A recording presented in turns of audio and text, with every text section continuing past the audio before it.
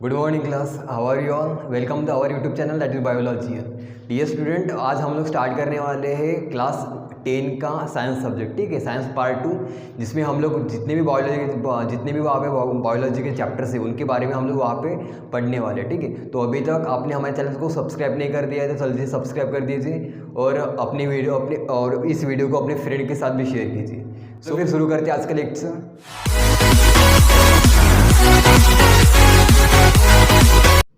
चलो फिर स्टार्टिंग करते हैं। Chapter number first. ठीक है, चैप्टर नंबर फर्स्ट का नाम क्या है वहाँ पे? Heredity and evolution. देखो, स्टार्टिंग में हम लोग क्या करेंगे कि एक्चुअली हमको इस चैप्टर में क्या पढ़ना है, ठीक है, और कितना पढ़ना है वहाँ पे, क्योंकि अभी हमको क्या करना पड़ेगा वहाँ पे स्टडी के बारे में। देखो, स्टडी हमको दो टाइप्स की करनी पड़ेगी वहाँ पे, खुद के लिए भी स्टडी करनी पड़ेगी और बोर्ड के लिए भी स्टडी करनी पड़ेगी। ठीक है, क्योंकि इस साल भी हमारा बोर्ड का पेपर होने वाला है। ठीक है, कोई भी इस थिंकिंग में मत रहिए कि आपका बोर्ड का पेपर नहीं होगा। बोर्ड का पेपर होने वाला है, मतलब होने वाला है। ठीक है, so starting from it content. ठीक है, देखो कंटेंट से हमको क्या समझेगा कि इस चैप्टर में पर्टिकुलरली क्या क्या हमको पढ़ना है। ठीक है, so starting from content number first. Content number first क्या है वहाँ पे? Heredity and hereditary change. Heredity and hereditary change. ठीक है, देन नंबर 2 ट्रांसक्रिप्शन। ठीक है, उसके बाद है ट्रांसलेशन। ठीक है, और उसके बाद फिर ट्रांसलोकेशन।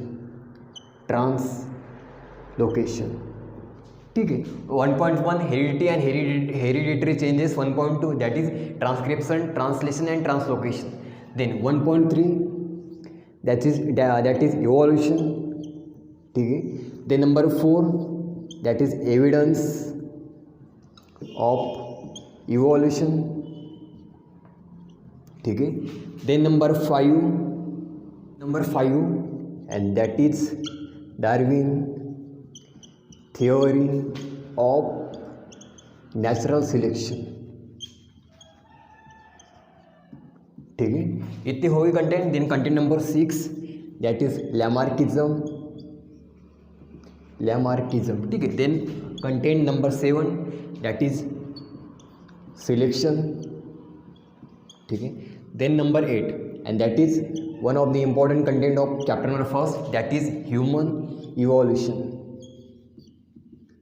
ठीक है, तो इन सभी कंटेंट के बारे में हमको देखना पड़ेगा कि इस कंटेंट पे कितने वेटेज है। ठीक है, अगर मैं बात करता हूँ चैप्टर कंटेंट नंबर फर्स्ट, ठीक है, that is heredity and hereditary changes. ठीक है, तो इस कंटेंट में से बोर्ड पे से कितना परसेंटेज पूछेगा वो आपको? यहाँ से आ सकती है 1 मार्क की डेफिनेशन। ठीक है, 1 मार्क का MCQ यहाँ से निकल सकता है। ठीक है, 1 मार्क का फिलिंग द ब्लैंक्स यहाँ से आ सकता है। ठीक है, और सिंपल सा पूछेगा यहाँ से आपको 2 मार्क का क्वेश्चन।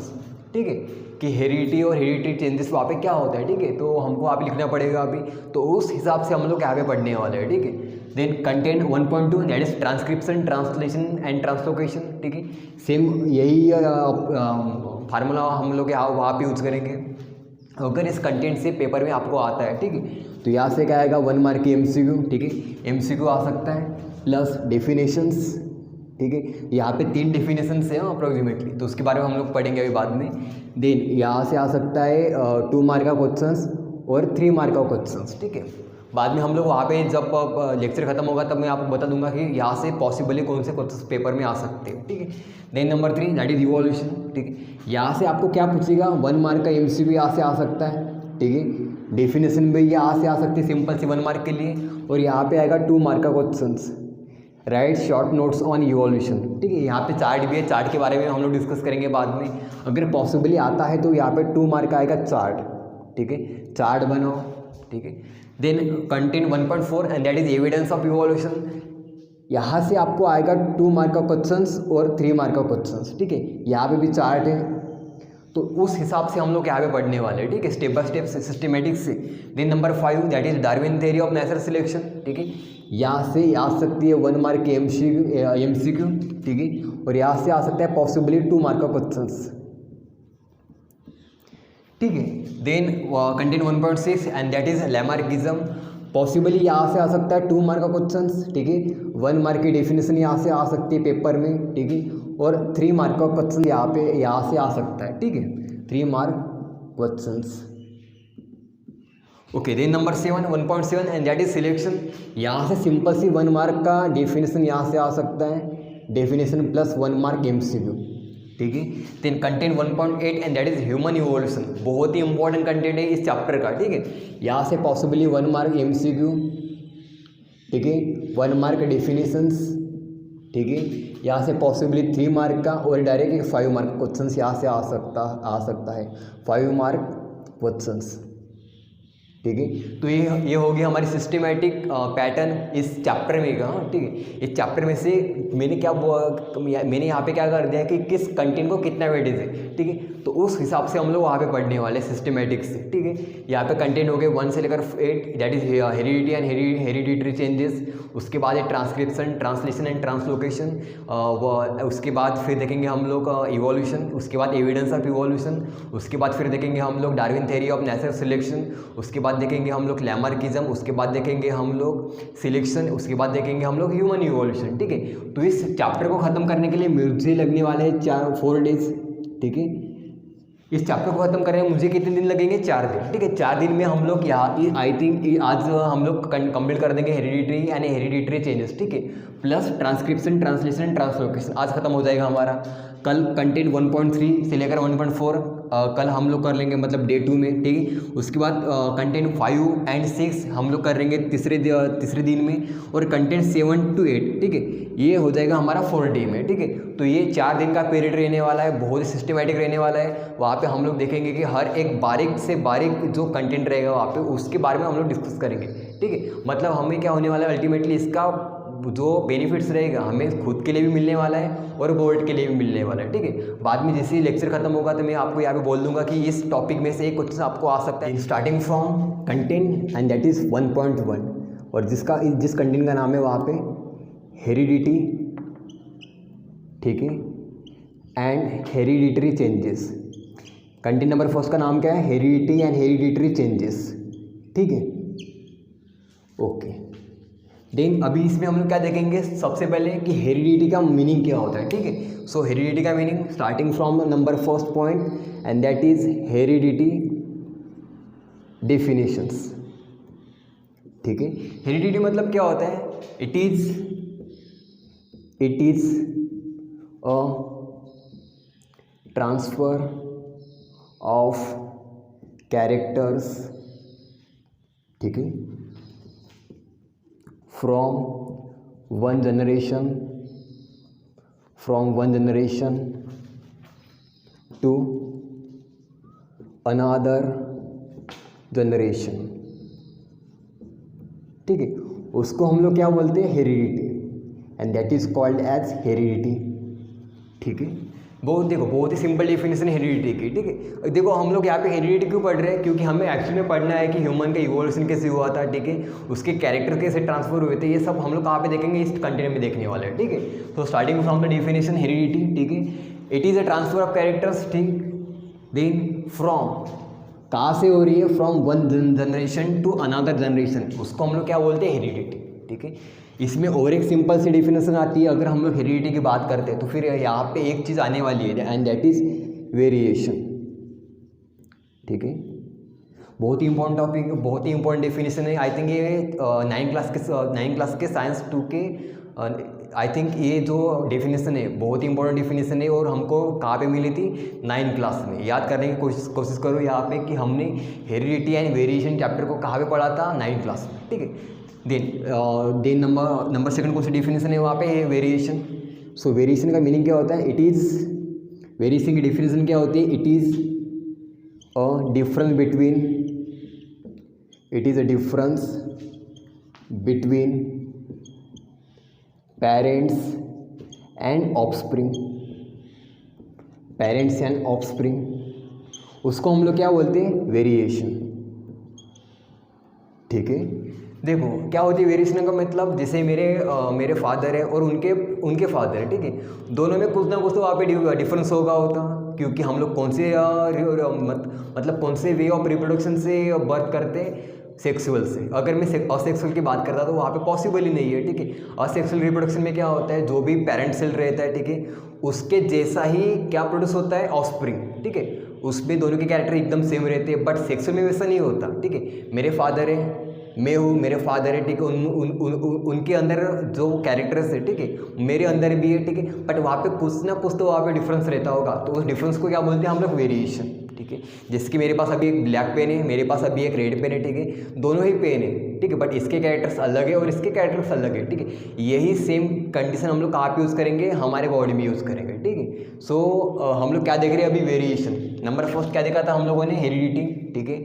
देन नंबर सेकंड क्या देखा था हम लोगों ने वहाँ पे, वेरिएशन, ठीक है। उसके बाद फिर क्या देखेंगे कि जो रहते हैं बॉडी के अंदर कैरेक्टर्स, ठीक है, कैरेक्टर्स ट्रांसफर वाया, किसके माध्यम से ट्रांसफर करते हैं कैरेक्टर्स, क्रोमोसोम, ठीक है ना।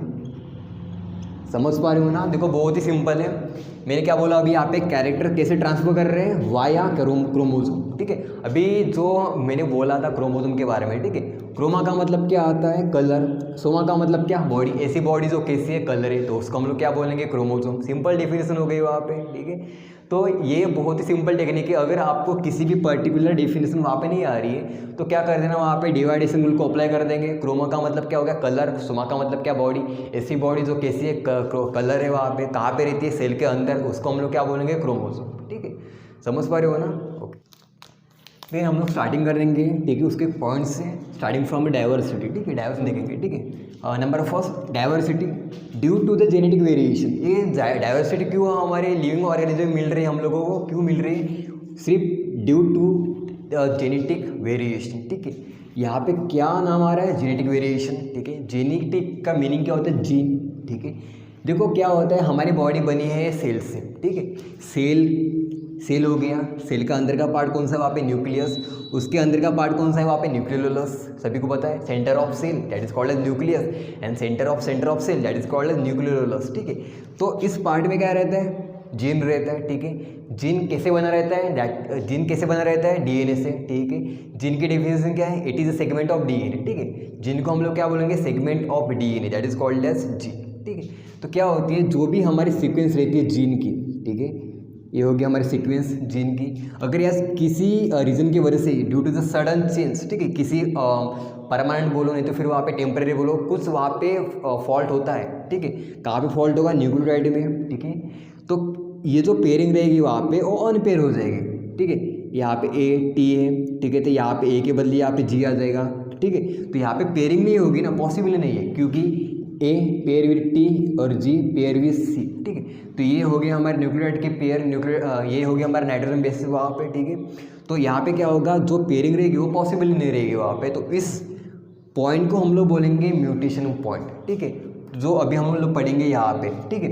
Number first, diversity due to the genetic variation, ठीक है। Then number two, due to the sudden change occur in gene, ठीक है। सडन चेंज कहाँ पे हो रहा है, अकर ऑन जीन, ठीक है, जीन के पार्ट में हो गया, ठीक है। उसको हम लोग क्या बोलेंगे, म्यूटेशन, ठीक है ना। बाद में हम लोग डिस्कस करेंगे म्यूटेशन का मीनिंग क्या होता है। Then number three, nucleotide effect, ठीक है, कहाँ पे हो रहा है इफेक्ट, जीन के अंदर, ठीक है। तो उसका जो बेसिक पार्ट है, ठीक है, न्यूक्लियोटाइड वगैरह, ठीक है, तो उसमें क्या होगा, इफेक्ट होगा, ठीक है। क्यों इफेक्ट होगा, क्योंकि वहाँ पे पेयरिंग बराबर से नहीं होगी। अगर पेयरिंग नहीं होगी तो वहाँ पे प्रोटीन का फॉर्मेशन नहीं होगा। अगर प्रोटीन का फॉर्मेशन नहीं होता है तो पर्टिकुलर प्रोटीन वहाँ पे फॉर्मेशन नहीं होंगे। इसका अल्टीमेटली इफेक्ट कहाँ पे पड़ेगा, उसके पर्टिकुलर बॉडी पे। अगर मैं बात करता हूँ प्लांट की तो प्लांट में भी कुछ डिफिकल्टी आ सकती है। अगर मैं बात करता हूँ एनिमल सेल की तो फिर वहाँ पे भी कुछ डिफिकल्टी आ सकती है, ठीक है। देन नंबर फोर, डीएनए को हम लोग क्या बोलेंगे, आई थिंक 9th क्लास में हम लोगों ने पढ़ा था, हाँ, ठीक है। बहुत ही इंपॉर्टेंट टॉपिक आ गया अभी डीएनए का, डीएनए एंड आरएनए, ठीक है। DNA deoxyribonucleic acid and RNA stand for ribonucleic acid. सबसे पहले कौन सा आया था, आरएनए, उसके बाद कौन सा आया था, डीएनए, ठीक है। हमारे बॉडी में जेनेटिक मटेरियल कौन सा है, डीएनए, आरएनए नहीं है, कन्फ्यूज मत होना वहाँ पे, ठीक है। हमारे बॉडी में जेनेटिक मटेरियल कौन सा है, डीएनए है, डीएनए, ठीक है ना। डीएनए क्या बोलते हैं हम लोग, it act as a genetic material, कहाँ पे, इन लिविंग ऑर्गेनिज्म, कुछ को छोड़ के, जैसे कि वायरस हो गया तो वायरस पे कौन सा जेनेटिक मटेरियल एक्ट करता है वहाँ पे, आरएनए। डीएनए पॉसिबल ही नहीं है वहाँ पे, क्यों, ठीक है ना। देन कहाँ पे थे हम लोग, DNA, okay. Then number point 4 DNA, it change will be inherited. अगर डीएनए वहाँ पे चेंज हो गया तो फिर क्या होगा, इसका अल्टीमेटली इफेक्ट कहाँ पे आएगा, जो भी जनरेशन रहेगी नेक्स्ट उस पर आ जाएगा, ठीक है। सेम हम लोग कंडीशन अप्लाई करते हैं फादर की और डॉटर की, ठीक है। अगर कुछ रीज़न की वजह से फादर के कैरेक्टर्स वहाँ चेंज हो गए, म्यूटेशन हो गए, ठीक है, तो उसका अल्टीमेटली इफेक्ट कहाँ पे आएगा, उसके डॉटर पे आएगा, ठीक है। स्टार्टिंग कहाँ से हो रही है, फादर से हो रही है, लेकिन उसका पूरा का पूरा इफेक्ट किस पे आएगा, डॉटर पे आएगा। क्या देखने वाले हैं, कंटेंट 1.2, ठीक है, जिसका नाम है transcription, translation and the translocation, ठीक है। Before I starting this content I will discuss about the central dogma, ठीक है। नाम थोड़ा सा कॉम्प्लिकेटेड है वहाँ पे, सेंट्रल डोग्मा, ठीक है, बट बहुत ही इंपॉर्टेंट डिफिनेशन है अगर मैं बात करता हूँ इन तीनों की, ठीक है। इनका बेसिक आपको यहाँ पे मिलने वाला है, ठीक है। So starting from the central dogma. Central dogma मतलब क्या होता है, it is a process of formation of protein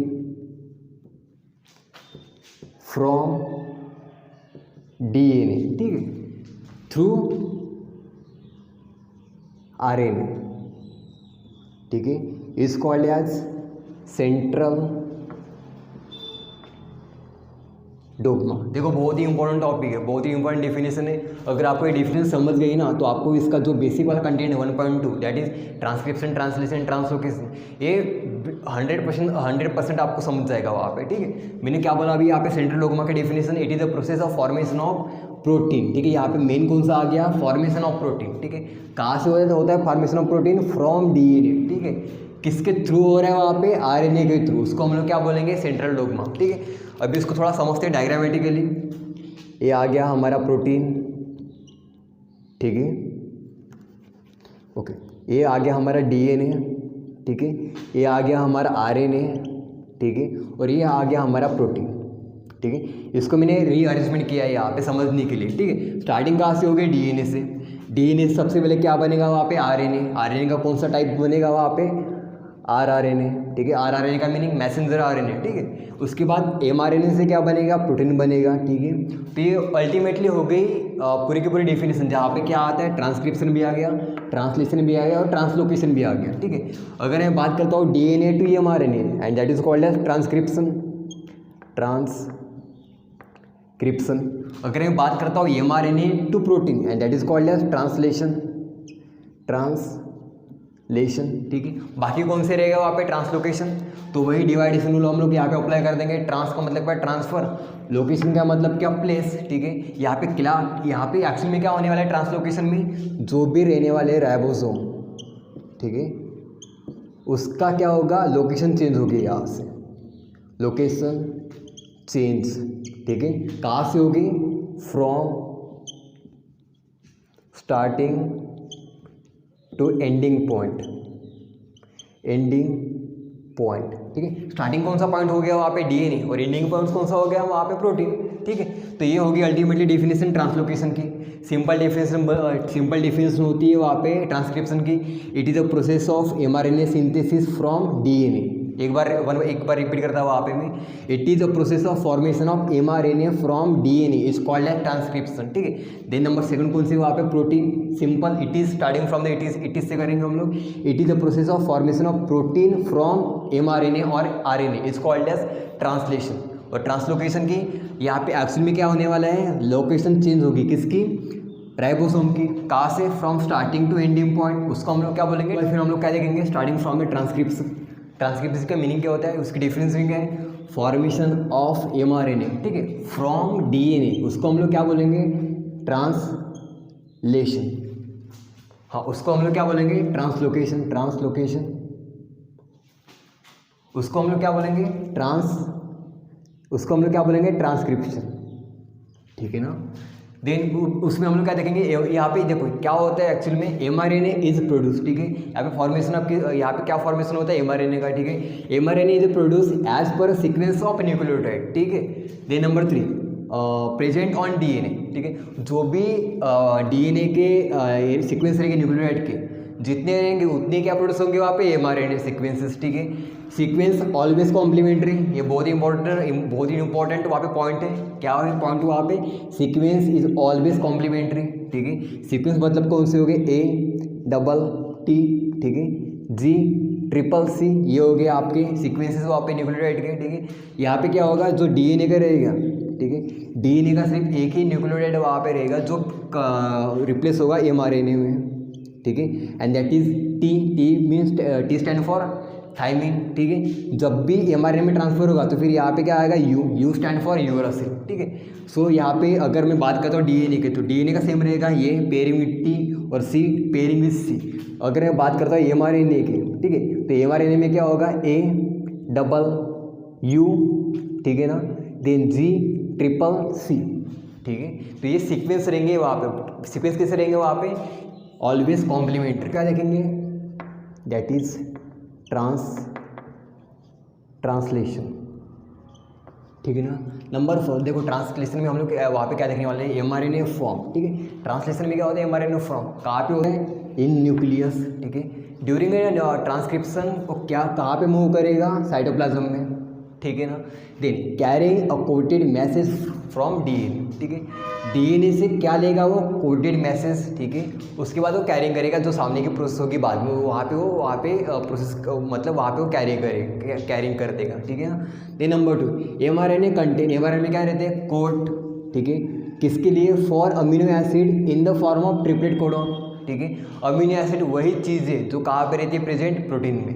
protein का सबसे बेसिक पार्ट कौन सा रहता है वहाँ पे? बेसिक यूनिट ऐसे बोल सकते हैं हम लोग, बेसिक पार्ट बोलेंगे हम लोग वहाँ पे, नहीं तो फिर बेसिक यूनिट बोलेंगे। So what is the basic unit of protein? And that is amino acid, ठीक है, भूलना मत अभी वहाँ पे।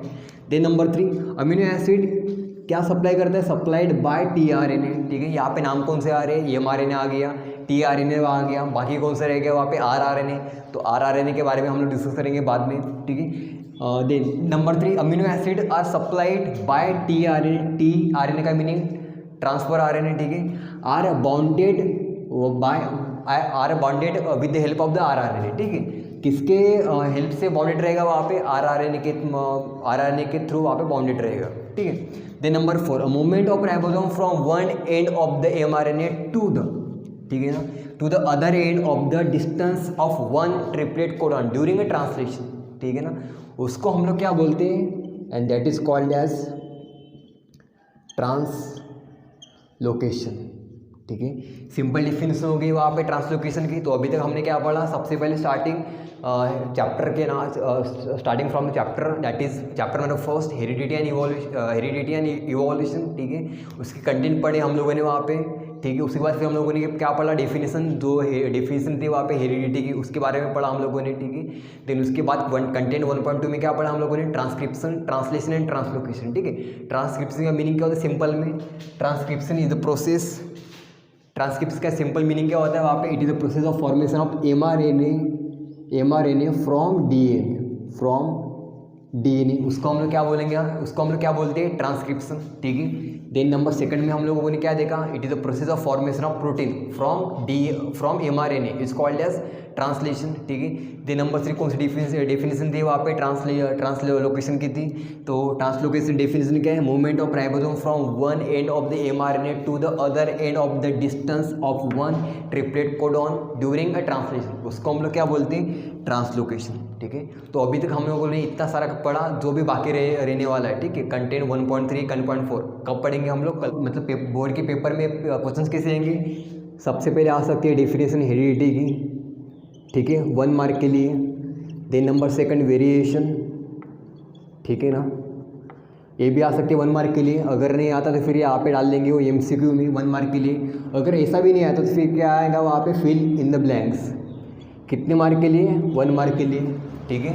देन नंबर 3 अगर नहीं आता तो फिर कंटेंट 1.1 कितने मार्क के लिए आएगा वहाँ पे? 2 मार्क के लिए। जैसे कि क्वेश्चंस हो गया डेफिनेशन ऑफ हेरिडिटी, ठीक है, डेफिनेशन लिखना पड़ेगा वहाँ पे हेरिडिटी हम लोगों को। और ऑब्लिक में क्या आएगा वहाँ पे? How hereditary change are form, ठीक है। तो ये हो गया 2 मार्क का क्वेश्चन वहाँ पे, ठीक है ना। देन नंबर 4, ठीक है, जो हमने पढ़ा था वो कंटेंट 1.2, ठीक है, दैट इज ट्रांसक्रिप्शन, ठीक है।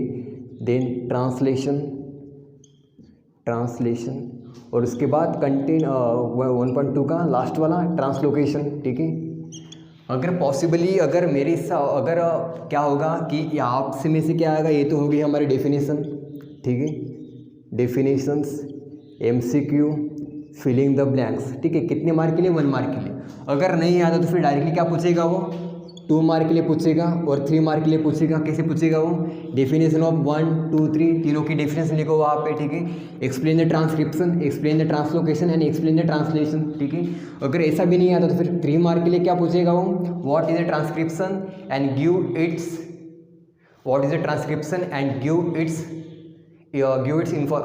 क्या पूछेगा 3 मार्क के लिए वहाँ पे? What is the transcription and give its mechanism, ठीक है ना। कितने मार्क के लिए? 1 मार्क के लिए। तो ये होगी हमारी प्लानिंग बोर्ड के लिए। तो आज हमने क्या पढ़ा? खुद के लिए भी पढ़ा और वहाँ पे दूसरा क्या पढ़ा वहाँ पे? बोर्ड के लिए भी। तो अगर आपको ये वीडियो अच्छा लगा है तो अपने फ्रेंड के साथ शेयर कीजिए और subscribe to our YouTube channel. So आज के लिए इतना ही। Thank you so much, have a good day.